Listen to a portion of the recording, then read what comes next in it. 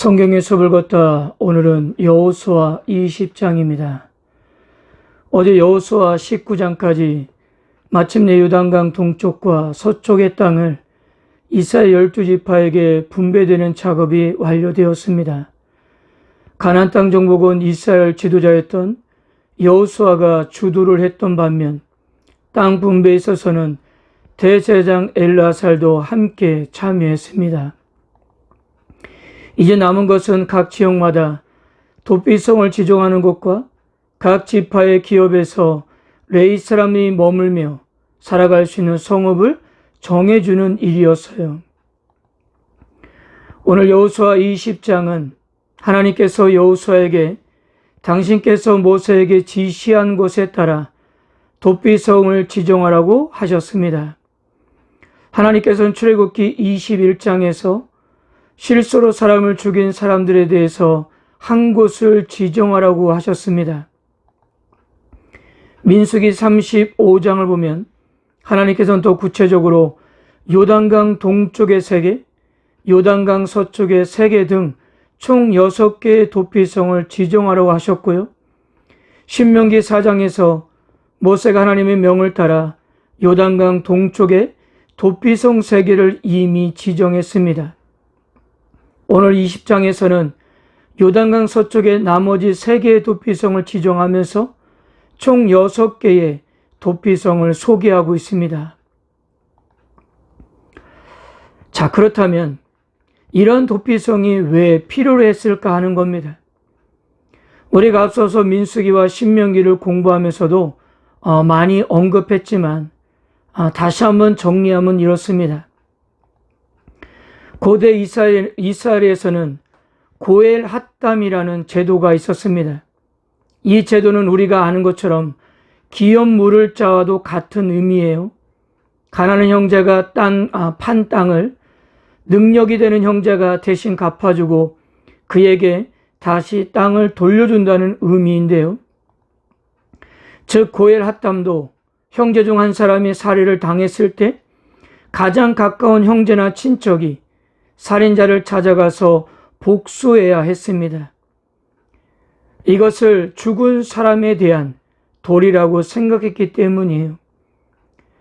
이스라엘이 가나안 땅을 정복할 당시 그들에게는 살인자를 체포하여 법으로 차단하는 공권력이 없었습니다. 그래서 하나님은 개인의 피해를 갚아가는 동해보복법을 제정하여 생명에는 생명으로, 눈에는 눈, 이에는 이로, 손에는 손으로, 발에는 발로 보복하는 것을 허용하셨던 거예요. 현재 우리의 생각으로는 무엇인가 무자비한 것처럼 보이지만 복수하는 범위는 얼마든지 더 커질 수가 있었기 때문에 피해를 입은 범위 안에서만 제한을 하셨던 것입니다. 그러나 특히 사람을 죽였을 경우 전혀 의도하지 않고 우발적으로 일어난 살인에 대해서만큼은 예외 규정을 두었던 거예요. 그 예외 규정이 바로 도피성 제도입니다. 방금 전에 말씀드린 대로 동해보복법으로 인해 생명은 생명으로 갚아야 했습니다.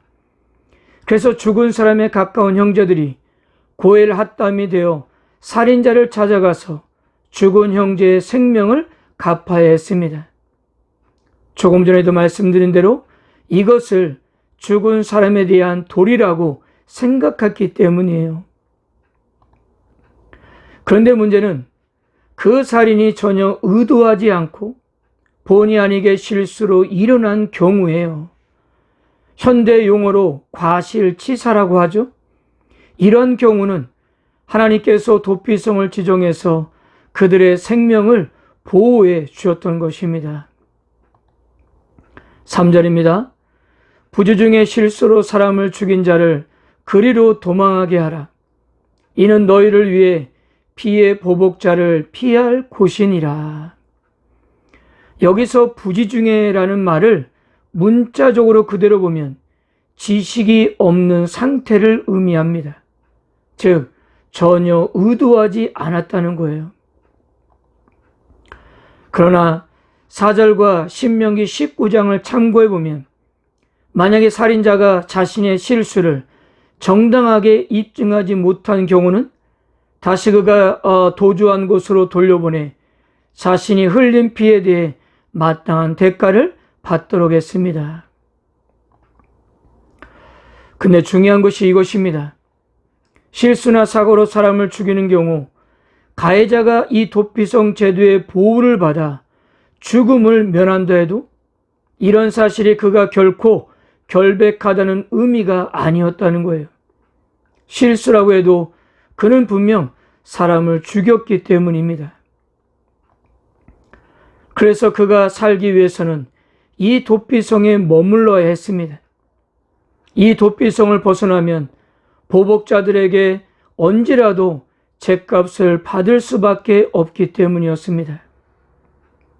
그럼 여러분, 도피성에 피신한 사람은 언제 그곳에서 나올 수 있을까요? 두 가지였습니다. 하나는 그 당시 대제사장이 늙어서 나이가 늙어 죽으면 그 사람에게 씌워졌던 죄가 면제되었습니다. 또 하나는 당사자가 죽어서 나오는 방법입니다. 그 외에 이 도피성을 나올 경우는 언제든 보복자들에 의해서 죽을 수가 있었어요. 6절을 보세요. 그 살인자는 회중 앞에 서서 재판을 받기까지 또는 그 당시 대제사장이 죽기까지 그 성읍에 거주하다가 그 후에 그 살인자는 그 성읍 곧 자기가 도망하여 나온 자기 성읍 자기 집으로 돌아갈지니라 하라 하시니라. 그린버그라는 학자가 이렇게 말했습니다.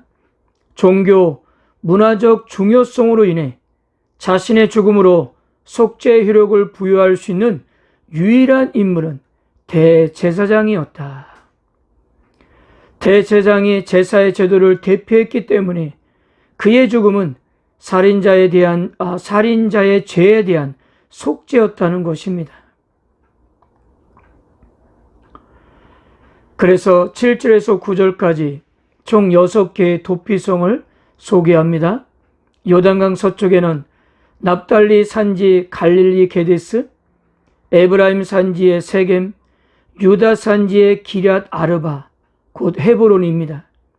요단강 동쪽은 루벤 지파의 베셀, 갓 지파의 길라 라못, 므낫세 지파의 바산 골란이었습니다. 자, 이 도피성의 위치를 지도로 확인해 보면 이렇습니다. 지도에 보는 것과 같이 6개 도피성은 가나안 땅 전역에 걸쳐서 세워졌어요. 여러분들이 지도에서 보시는 것처럼 6개의 도피성이 얼마나 균형 있게 위치해 있는지를 알 수가 있을 거예요. 가나안 땅 전역 어디에서 사고가 나든지 직선거리로 반나절 안에 닿을 수 있는 거리에 도피성들이 있었습니다. 아주 규정 있게 거리를 유지하고 있어서 누구나 쉽게 찾아갈 수 있도록 했고요. 그리고 정기적으로 도피성의 길을 정비하도록 해서 누구나 찾아가는데 어려움이 없도록 그렇게 했습니다. 그리고 무엇보다도 이방인들과 타국인들도 이 혜택을 받을 수가 있었습니다. 구약의 도피성 제도가 궁극적으로 신약의 예수 그리스도의 대속의 진리를 보여주고 있는 확실한 증거입니다. 가장 우선적으로 도피성은 예수님 안에 들어와야 구원을 받을 수 있음을 상징적으로 보여주는 것입니다. 특히 도피성에 있는 대제사장이 죽으면 죄와 죄 형벌에서 자유하게 된다는 것은 예수님의 십자가에서 우리의 모든 죄와 죄의 형벌을 짊어지고 죽으실 것을 상징적으로 알려주고 있는 거예요. 예수님 안에 구원이 있다. 예수님의 십자가의 죽음, 이 대속의 공로 속에 죄 용서함의 은혜가 있다. 이것이 복음이요, 우리가 믿는 믿음의 내용이 아닙니까?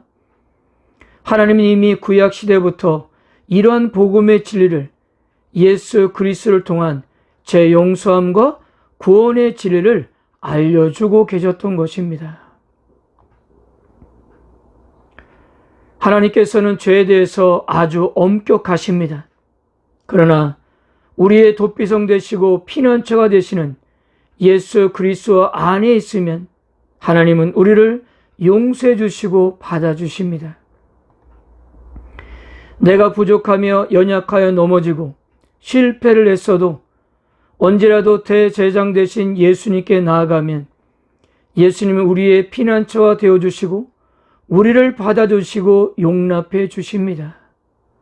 그러므로 지금 우리들은 늘 예수 그리스도라는 도피성에 살고 있다는 사실을 잊어서는 안 됩니다.